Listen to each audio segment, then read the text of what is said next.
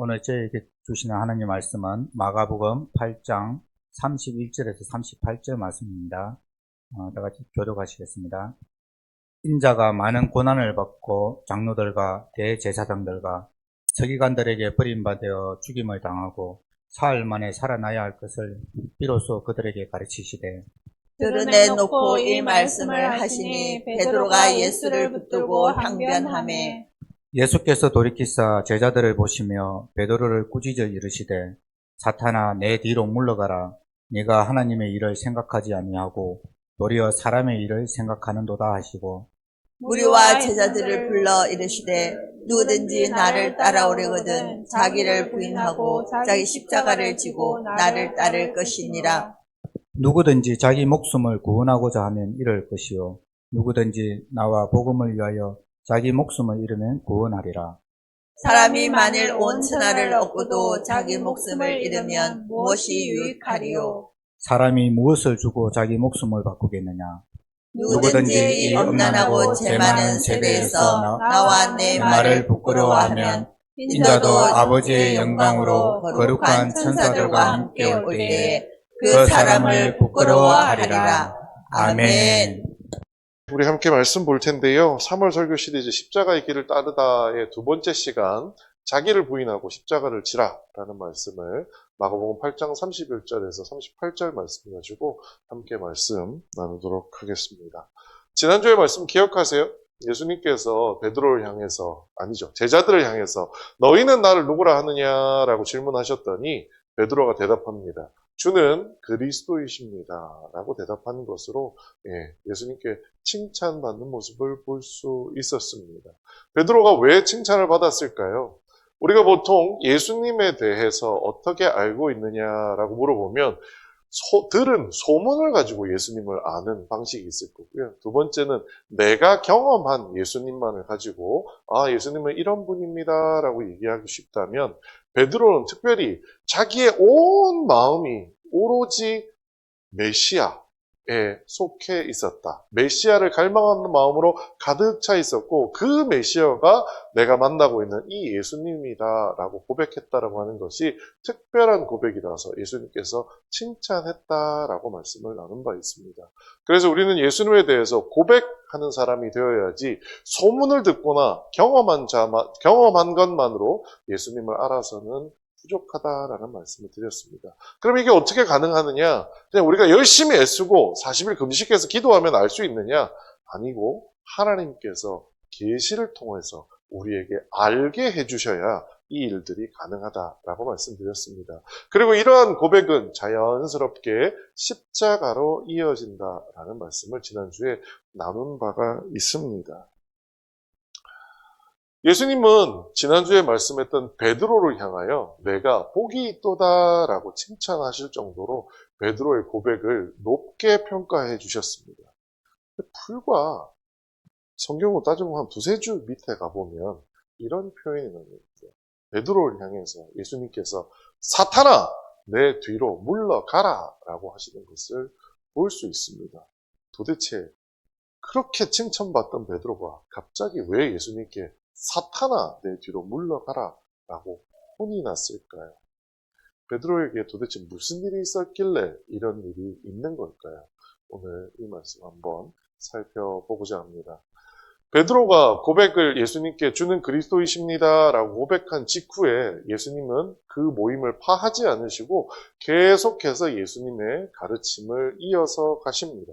지난주 우리가 함께 읽었던 말씀인데요. 인자가 많은 고난을 받고 장로들과 대제사장들과 서기관들에게 버림받아 죽임을 당하고 사흘 만에 살아나야 할 것을 비로소 그들에게 가르치시되라고 나와 있습니다. 이제 제자들에게 좀 다른 것을 가르치셨다라고 하는 겁니다. 그런데 여기에 주어가 누구예요? 인자라고 되어 있습니다. 인자가 한국어로 번역하다 보니까 인자라고 적혀 있는데 사람의 아들입니다. 인자가. 한자로 쓰다 보니까 사람의 아들이고요. 그럼 도대체 이 인자가 무엇일까요? 우리는 사실 이 단어를 잘 모릅니다.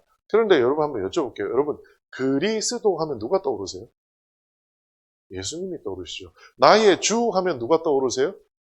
예수님이 떠오르시죠. 이 당시에 유대인들에게 인자라고 하면 떠오르는 사람이 하나 있었습니다. 그게 누구냐면 예수님이 아니라 메시아였습니다.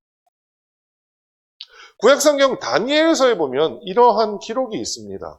내가 또 밤 환상 중에 보니 인자 같은 이가 하늘 구름을 타고 와서 옛적부터 항상 계신 이에게 나아가 그 앞으로 인도되매 어떤 이요?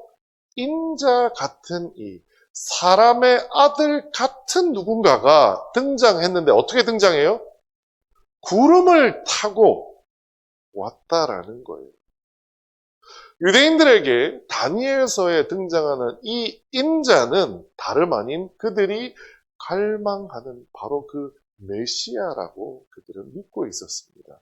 그래서 이 당대 사람들에게 인자라고 얘기하는 순간 떠오르는 사람은 마치 우리에게 그리스도 하면 떠오르는 게 예수님이었던 것처럼 이 당대에는 인자라고 하면 메시아가 떠올랐다라는. 그런데 공교롭게 방금 베드로가 예수님을 누구라고 고백했어요? 메시아라고 고백한 겁니다.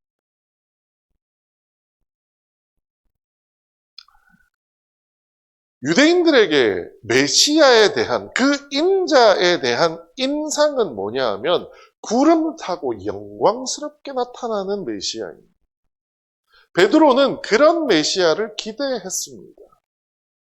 그래서 베드로는 내 온 마음을 다하여 내 마음속에 하나밖에 없는 게 뭐냐? 메시아인데 그 메시아가 바로 예수님입니다라고 고백한 겁니다. 그러면 베드로의 고백 속에 담겨있는 메시아는 어떻게 해야 돼요? 구름 타고 영광스럽게 하늘에서 내려와야 합니다. 그런데 예수님이 지금 뭐라고 설명하고 계세요? 그 메시아가 많은 뭘 받아요? 고난을 받아야 한답니다. 또 그 메시아를 떠받들어 줘야 되는 장로들과 대제사장들과 똑똑하다고 하는 서기관들에게 어떻게 돼요? 버려지고 심지어 뭘 당해요? 죽임을 당하게 된다라는 겁니다. 이 말이 들리는 동안 그 뒤에 사흘 만에 살아나야 할 것이라는 말은 베드로에게 들리지도 않았을 거예요. 왜요?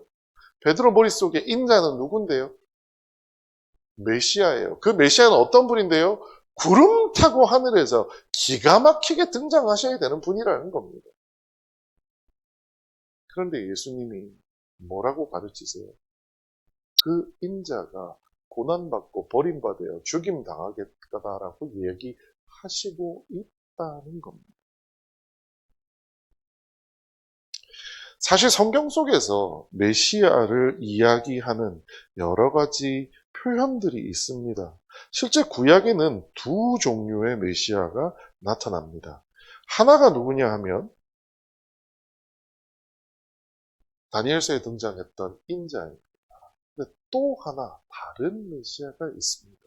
예수님은 사실은 그 메시아를 말씀하신 거예요. 그리고 또 하나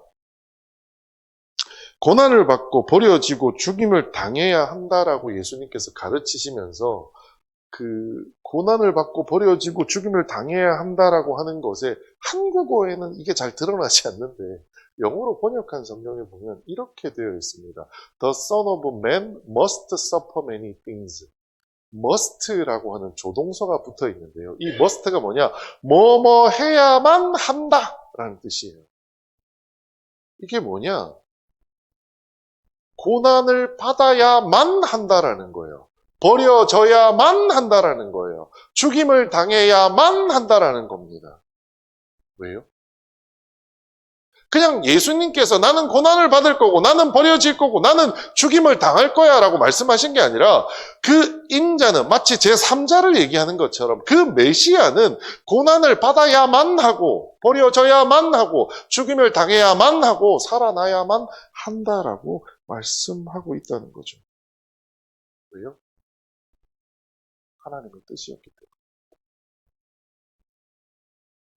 왜 베드로는 하늘에서 구름 타고 오는 인자에 대한 기억만 가지고 있고 왜 예수님은 고난을 받는 메시아에 대한 말씀을 하셨을까요?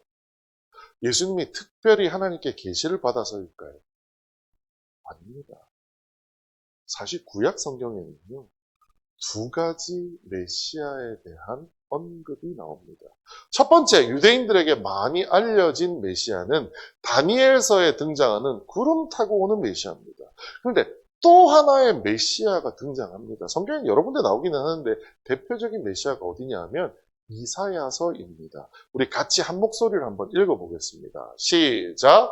그는 멸시를 받아 사람들에게 버림받았으며 간고를 많이 겪었으며 질고를 아는 자라 마치 사람들이 그에게서 얼굴을 가린 것 같이 멸시를 당하였고 우리도 그를 귀히 여기지 아니하였도다. 아멘. 이사야서 53장과 54장을 읽어보면요, 고난받는 종의 모습이 등장합니다.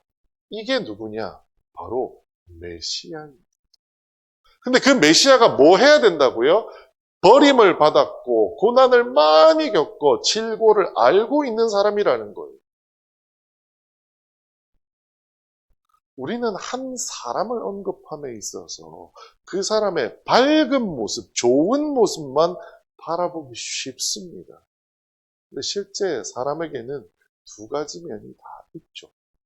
구약 성경에 메시아를 언급함에 있어서도 이 두 가지가 다 있습니다.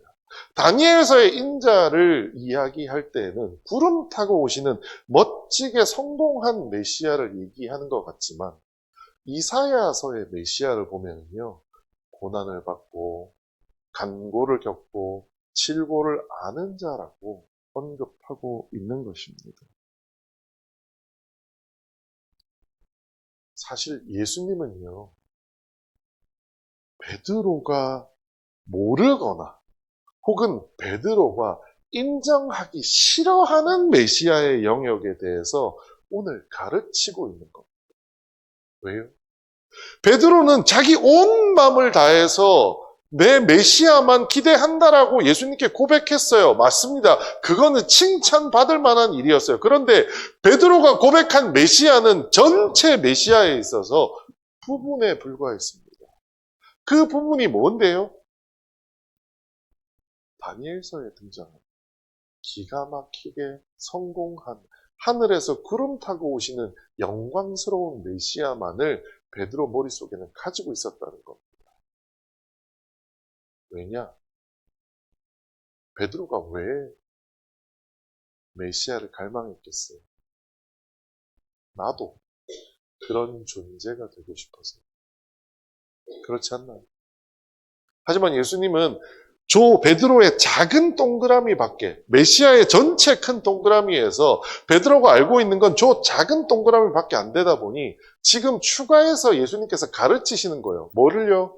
베드로가 모르고 있거나 혹은 인정하기 싫었던 메시아, 저 노란색 영역을 예수님이 가르치고 있는 겁니다. 뭐라고요? 메시아는 고난을 받아야만 하고 버려져야만 하고 죽임을 당해야만 하고 다시 부활해야만 하는 것이 메시아라는 겁니다.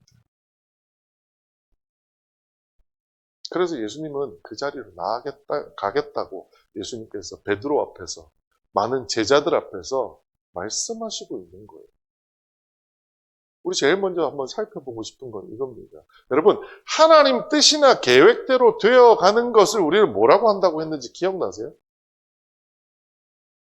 그게 바로 형통입니다.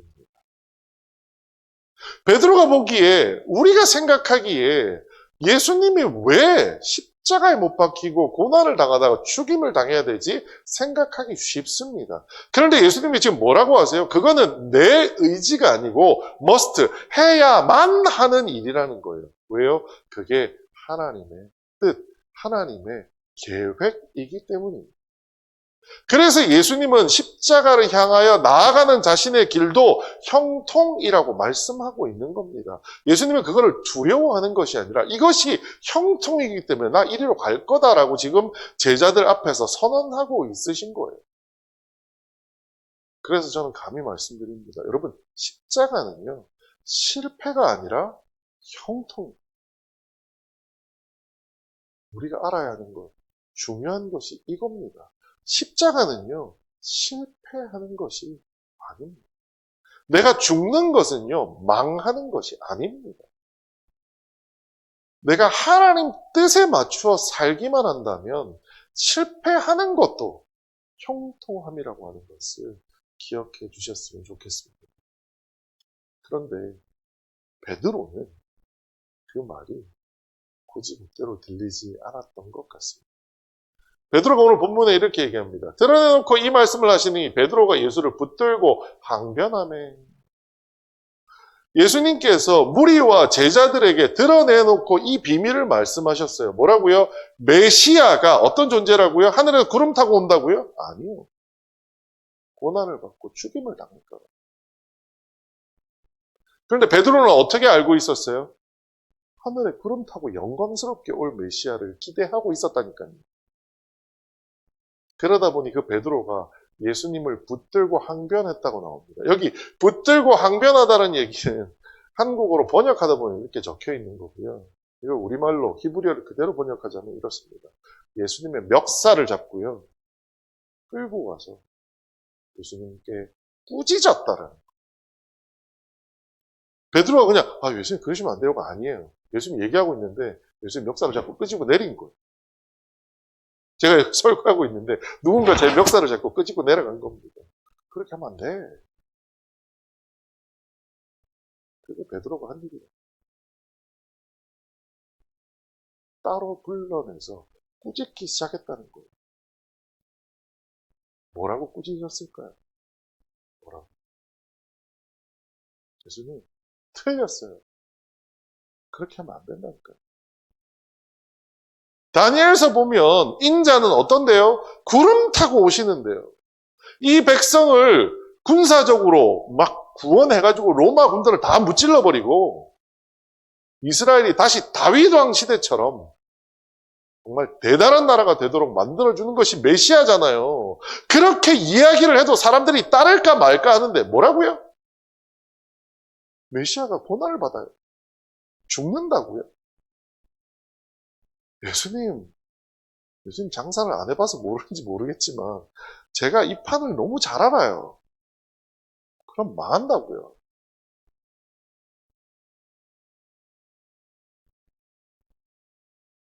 여러분 어떻게 생각하세요? 저는 솔직히 말씀드리면 아직도 교회 안에 이런 베드로 많이 있습니다. 내가 아는 하나님만은 하나님이라고 주장하시는 겁니다. 수많은 교회가 그래서 깨어지는 거 많이 봤습니다. 초대교회는 어떤가요? 여러분은 메시아 전체를 알고 계세요? 아니면 내가 알고 싶은 메시아만 알고 계세요? 이 마음이 이해가 안 되는 건 아닙니다. 이해됩니다. 왜요? 잘 살고 싶거든요. 나도 평안하고 싶거든요. 베드로가 왜 메시아를 원했겠어요? 고난받고 싶어서요? 아니요. 잘 살고 싶었거든요. 역사책에 보니까 다윗 왕 때는 이스라엘이 그 지역에서 최고의 패권을 쥐고 있었다는 얘기를 자기도 읽었거든요. 우리도 언젠가 그 시절을 다시 회복해야 돼. 이런 생각을 하고 있었거든요.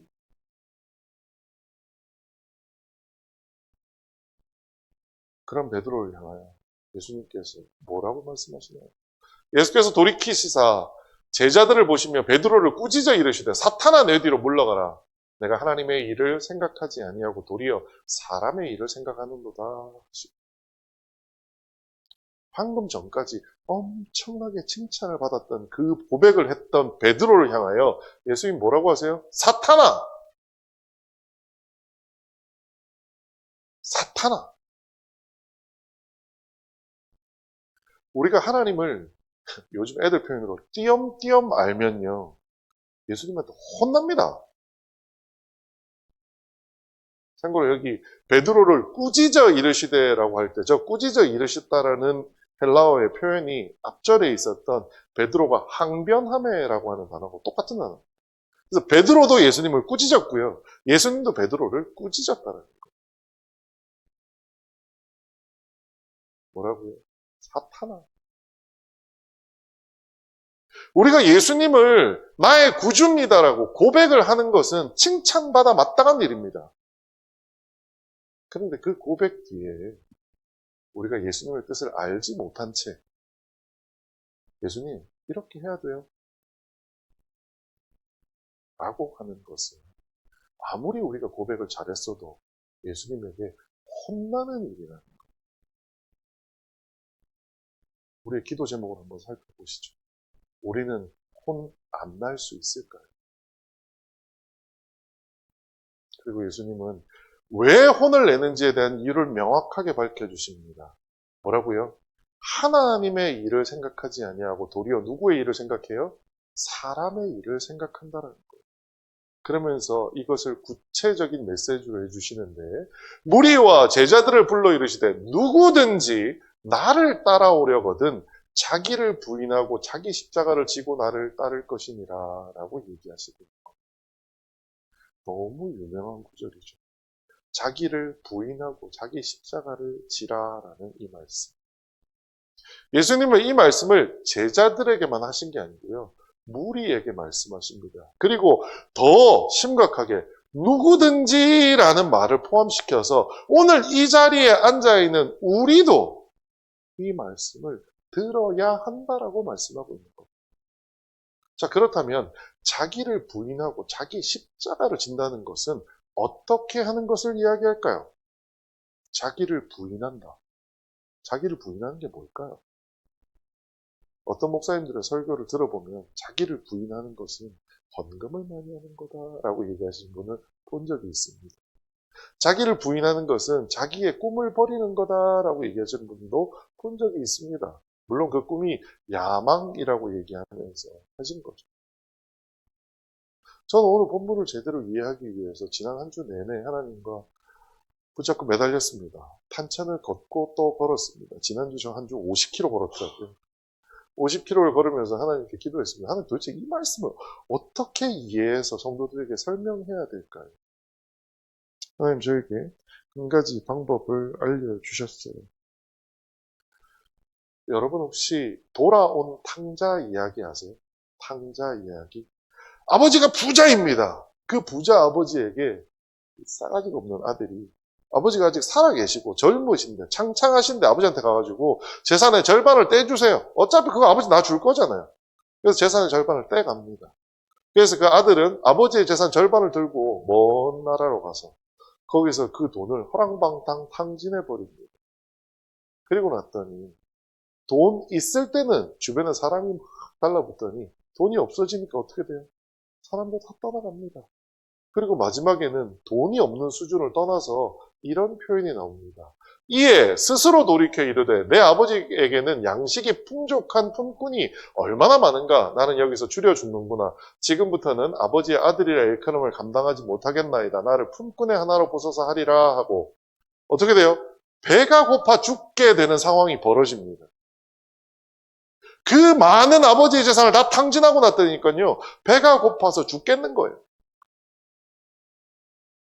그에게 오로지 한 가지 소원이 있다면 뭐예요? 삼시세끼 지켜 먹는 거예요. 어떻게 하면 내가 삼시세끼를 먹을 수 있을까? 막 고민을 했더니 머릿속에 하나가 딱 떠올랐어요. 누구야? 아버지 집에 종이 떠올랐어요. 아버지는 차마 내가 생각을 못하겠고 우리 아버지 집에 종이 있는데 그 종들은 먹는 걱정은 안 하더라. 근데 나는 지금 여기에서 먹는 걱정을 하고 있으니 내가 아버지한테 가가지고 삼시세끼 밥 먹여주세요. 내가 아버지 종 할게요 라고 하면 아들이라고 내가 얘기 못하겠으니까 아버지 나 그냥 종 할게요. 주인님 이제 저를 종으로 받아주세요. 그러면 뭐가 해결돼요? 삼시세끼 밥 먹는 게 해결된다라는. 탕자에게 있어서 지금 내 마음에 온통 가득 찬 게 뭐예요? 삼시세끼 밥 먹는 거예요. 배고프지 않는 거예요. 그랬더니 뭐가 떠올랐어요? 그 문제를 해결하기 위한 방법으로 아버지가 떠올랐어요. 탕자에게 아버지는 곧 뭐예요? 밥 3끼예요.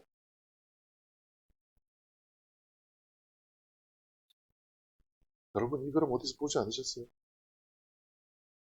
바로 베드로가 메시아를 이해한 그림.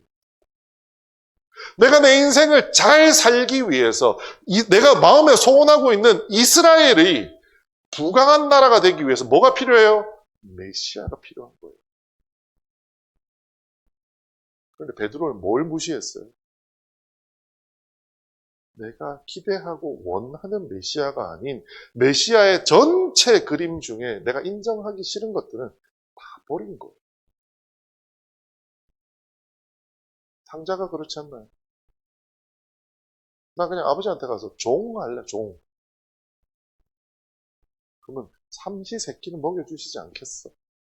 삼시세끼가 뭐예요? 사람의 일인데. 사람의 일만 생각하는 거예요.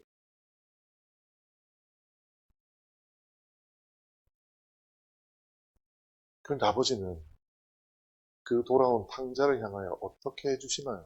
우리 같이 한번 읽어보겠습니다. 시작. 아버지는 종들에게 이르되 제일 좋은 옷을 내어다가 입히고 손에 가락지를 끼우고 발에 신을 신기라. 그리고 살진 송아지를 끌어다가 잡으라. 우리가 먹고 즐기자. 이 내 아들은 죽었다가 다시 살아났으며 내가 잃었다가 다시 얻었노라 하니 그들이 즐거워하더라. 아멘. 종된 탕자의 마음은 어땠다고요? 아버지 집에 가서 내가 그냥 종 할 테니까 밥만 먹여주세요. 그 마음으로 왔어요. 내 우리 아버지 집에 가서 밥 3끼만 먹을 수 있으면 내 문제 다 해결된다. 다른 거 신경 쓰지 말자. 근데 그 아버지는 어때요? 탕자가 돌아왔더니 밥 3끼 주나요?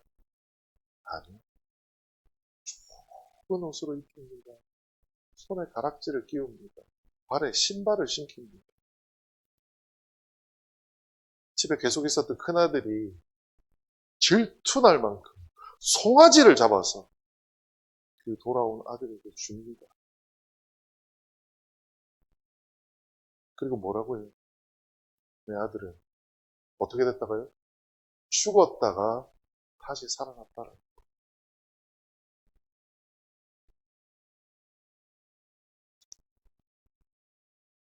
돌아온 탕자 마음은 어땠을까요? 만일 탕자가 이런 아버지를 바라보면서 이렇게 얘기했다고 생각해보죠. 아버지 아니에요. 괜찮아요. 나 오늘부터 종이에요. 이런 거 다 필요 없고요. 삼시세끼 밥만 먹여주세요. 그럼 충분합니다. 그럼 아버지가 어땠을 것 같으세요? 아버지께서 그래? 그럼 오늘부터 종하자. 그럴 것 같으세요? 여러분이 여러분 자녀에게 그렇게 할 것 같으세요? 탕자가 지금 가지고 있는 한계가 뭐냐? 그 배 골턴 기억이 너무 큰 거예요. 아버지 집에 와서조차도 그 배 골턴 기억을 내려놓지를 못하는 거예요. 내 아버지를 더 큰 사람인데. 탕자는 사람의 일밖에 이 마음 속에서 내려놓지 못하는 겁니다. 내 아버지는 뭐라고 하세요? 야, 너 이제 내 아들이야. 종이 아니라.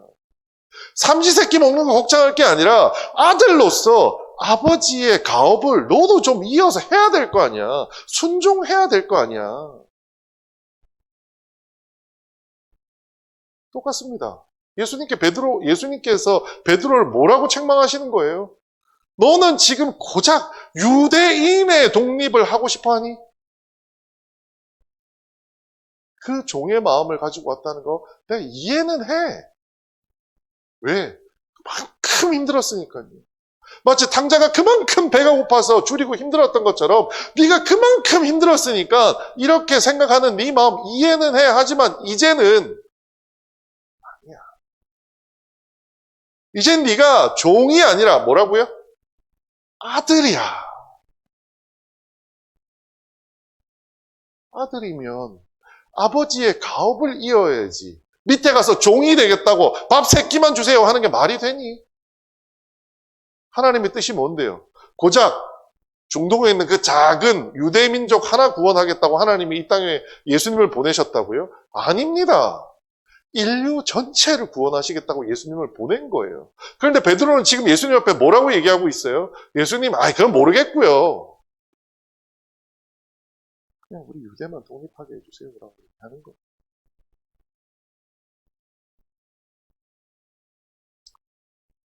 자기를 부인하고 십자가를 지라는 이 말씀이 무엇을 뜻하는 걸까요? 우리 모두 예수님 앞에 나올 때 탕자나 베드로 같이 나오지 않으셨나요? 누가 아파서 나에게 어떤 문제가 있어서 이것만 해결될 수 있다면 내 인생 다 그냥 바쳐도 괜찮다라고 하는 그 문제들을 들고 예수님 앞에 나오지 않았나요? 그래서 그 문제들을 예수님 앞에서 해결받지 않으셨나요? 여러분, 그 다음은 뭔가요? 여전히 또 다른 아침에 해결되었으니 점심도 해결해 주세요. 저녁도 해결해 주세요. 라고 하고 있지 않나요? 그런 우리를 향하여 예수님은 오늘 말씀하십니다. 자기를 부인하고 우리가 살면서 겪었던 경험들이 얼마나 큰지요. 그 고통이 얼마나 큰지요. 세상 사람들이 이렇게 표현합니다. 트라우마. 어린 시절 배 골턴 분들에게 저희 아버지하고 대화하면서 그런 거 많이 느낍니다. 세상에 저 어렸을 때 배웠던 게 뭐 쌀 한 톨은 농부의 땀 세 방울이야. 그러면서 밥그릇에 하나 못 남기게 하십니다. 중요한 마음입니다. 그거 틀렸다고 제가 말씀드리는 거 아니에요. 그런데 그게 다라고 한다면 그건 틀린 거. 제가 아까 원을 그린 거 보셨죠? 하나님은요, 예수님은요, 우리가 아는 것보다도 훨씬 큰 분입니다. 그런데 우리는 어떻게 예수님을 고백하고 있나요? 혹시 내가 지쳐서 돌아올 때 그 문제들만 붙잡고서 예수님 그거 해결해 주세요라고 하고 있지 않나요? 그런 우리를 향하여 예수님이 이렇게 얘기하십니다. 자기를 부인하라. 네가 제일 중요하게 생각하는 그거를 내려놓으라고요. 돈, 명예, 권력 내려놓으라고요. 왜요? 넌 이제 종이 아니라 아들이야. 아빠가 오직이나 좋은 거 줄까? 그리고 뭐라고 하세요? 십자가가 뭔데요? 십자가는요, 아버지가 시키는 일입니다. 예수님께 십자가가 뭐였는데요? 하나님이 시키는 일이었어요. 하나님 뭐라고 하세요? 내가 시키는 일, 내가 기대하는 일을 네가 해줬으면 좋겠어. 그게 십자가를 지는 일이라는 거예요. 세상에 찌든 종의 마음을 버리고 아버지께서 주신 사명을 감당하는 것이 우리가 십자가를 지는 일이라는 겁니다. 우리의 기도 제목을 오늘 한번 살펴보십시오.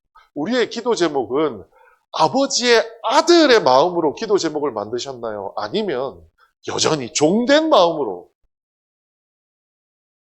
내가 아버지의 종 할 때니 밥 3끼만 먹여주세요라고 기도하고 있나요?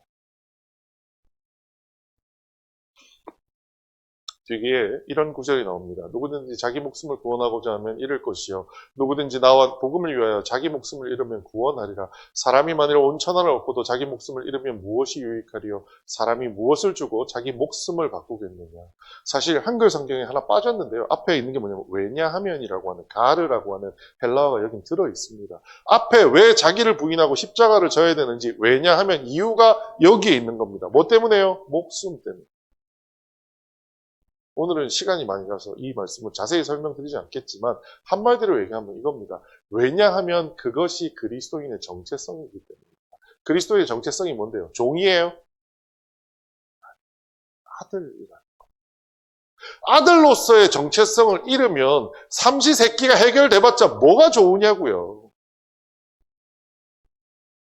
십자가는 종의 마음을 버리고 아버지의 사명을 감당하는 것이 십자가라는 사실을 우리 함께 기억해 주시면 좋겠습니다. 마지막 말씀입니다. 누구든지 이 음란하고 죄 많은 세대에서 나와 내 말을 부끄러워하면 인자도 아버지의 영광으로 거룩한 천사들과 함께 올 때 그 사람을 부끄러워하리라. 물론 여기에 나와 있는 나와 내 말을 부끄러워한다는 건 뭐냐? 예수님이 고난받는다라고 하는 그 일을 부끄러워한다면 이라는 뜻입니다. 하지만 오늘 여러분께는 그 뜻보다는 조금 다른 뜻에 대한 설명을 드리고 싶습니다. 여러분, 탕자의 이야기로 다시 한번 돌아가 보죠. 탕자가 돼지 쥐엄나무 열매, 돼지 사료를 먹던 시절로 한번 돌아가 보죠. 너무 가난해서 새끼 해결을 못해가지고 자기가 치던 돼지의 사료를 먹으면서 하루의 끼니를 해결하던 시절이 있었습니다. 그때 탕자는 마음속에 아까 말씀드렸던 생각을 했던 겁니다. 아, 아버지 집에 가면 밥이 해결되겠구나. 주변 사람들한테 가서 얘기합니다. 야, 우리 아버지가 있잖아. 저 먼 나라에 엄청난 부자야. 그래서 그 아버지 집에 내가 돌아갈까? 그럼 우리 아버지가 나한테 이런 거 해줄 거야. 주변 사람들이 뭐라고 했을까요?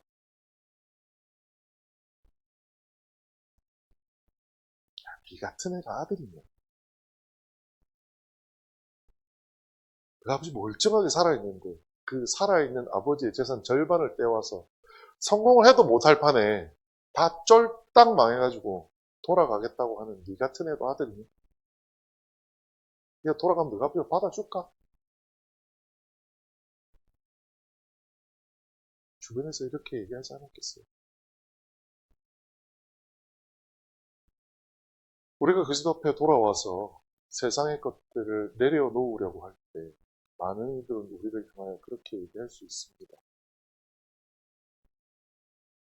하나님 계신다고 하더라도 너 같은 사람도 살아날 것 같아? 탕자의 이야기 중에 가장 감동 들어오는 순간은 이 장면입니다. 같이 한번 읽어보겠습니다. 시작. 아직도 거리가 먼데 아버지가 그를 보고 측은히 여겨 달려가 목을 안고 입 맞추니 아멘. 탕자가 돌아온다는 소식을 아버지가 들었습니다. 우리 표현으로 동구 밖에 나가서 아들을 기다리는 것. 저 멀리에서 점과 같은 아들이 보입니다. 아들 마음은 어땠을까요?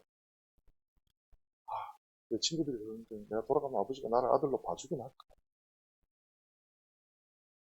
그래, 종이라고 하는데 아버지가 종으로는 받아주지 않겠어. 두근반 세근반 하는 마음으로 집을 향해 갑니다.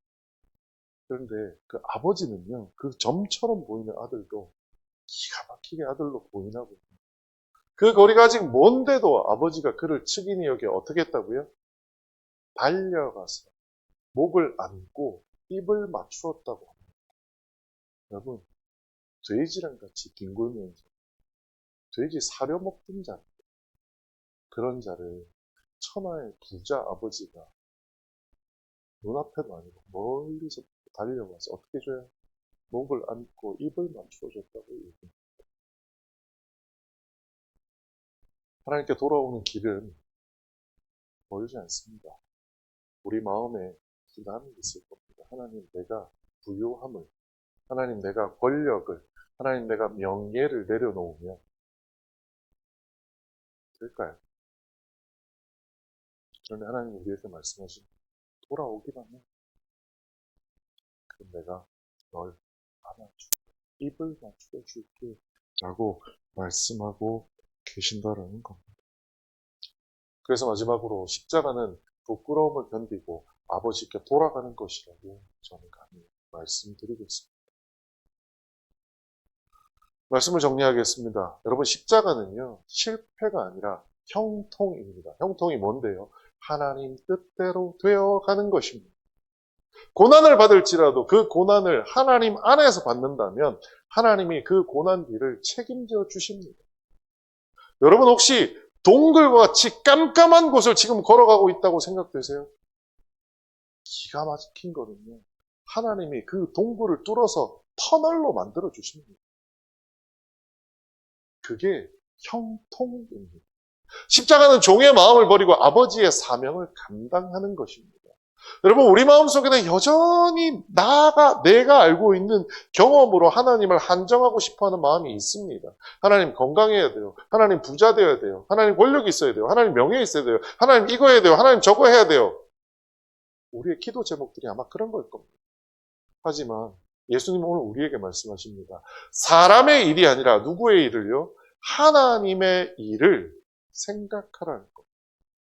십자가는 그래서 아버지의 사명을 감당하는 일이라는 사실을 기억해 주셨으면 좋겠습니다. 마지막으로 십자가로 돌아가는 일은 쉽지 않습니다.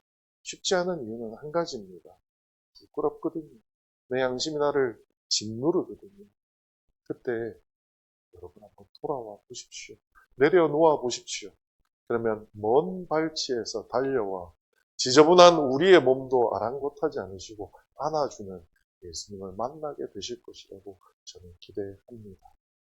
지금은 우리 구주 예수 그리스도의 은혜와 하나님 아버지의 크신 사랑과 성령님의 감동 감화하심과 역사 충만 교통하심이 오늘 머리 숙여 하나님을 아버지라고 고백하며 아들 된 우리로서 하나님의 사명, 십자가를 지며 나아가기로 다짐하는 초대교회 성도들 머리 위에 이 땅의 모든 그리스도인들 위해 영원토록 함께 계실지어다.